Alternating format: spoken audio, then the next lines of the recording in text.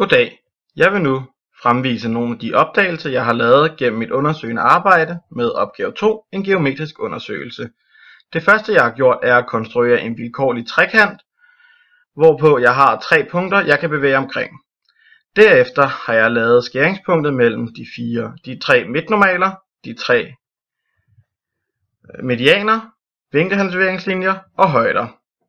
Derpå vil jeg se på, hvordan disse punkter ligger i forhold til hinanden. Dette vil jeg gøre ved at kigge på en række eksemplariske trekanter. Den første trekant, jeg vil bruge, er den retvinklede trekant. I den retvinklede trekant ses det, at højdernes skæringspunkt befinder sig i den rette vinkel, og midtnormalernes skæringspunkt befinder sig på midtpunktet af hypotenusen. Den næste trekant, jeg vil se på, er den ligedannede trekant. I den ligedannede trekant kan man se, at de 4 punkter begynder at bevæge sig mere ind mod hinanden, for til sidst i en helt ligedannet trekant vil de befinde sig præcis oven i hinanden.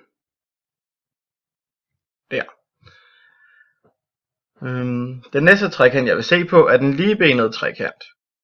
I den ligebenede trekant sker det, at de 4 punkter befinder sig på en ret linje mellem midtpunktet på den ene side og den modstridende toppunkt.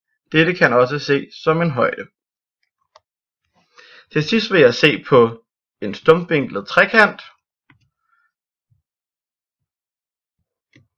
Og i denne stumpvinklede trekant kan man se, at højdernes skæringspunkt og midtnormalernes skæringspunkt befinder sig uden for trekanten. Derefter vil jeg nu kigge på opgave 2,2. Til denne har jeg konstrueret en cirkel. Denne er lavet ud fra punktet D. Punktet D er lavet ved at trække midtpunktet mellem punktet H og punktet MN, altså højderne og midtnormalernes skæringspunkt. Og ud fra D har jeg lavet følgende cirkel.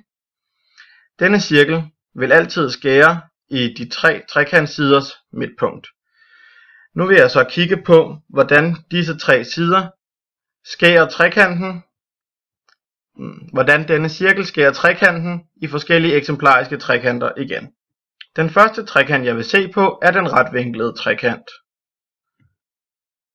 I en retvinklet trekant ses det, at 2 af højdernes fodpunkter befinder sig i den rette vinkel, og der derfor kun er 5 skæringspunkter tilbage i trekanten. Og i en retvinklet trekant, som samtidig er ligebenet, vil der ud over de førnævnte 2 fodpunkter samtidig befinde sig et midtpunkt og et højdefodpunkt på hypotenusens midtpunkt. Derfor har vi 4 samlede skæringspunkter. Og i den ensvinklede trekant vil højdernes skæringspunkt og midtnormalernes skæringspunkt befinder sig i samme punkt på alle 3 sider. Derfor har vi kun 3 skæringspunkter med trekanten. Endeligt vil der i en ligebenet trekant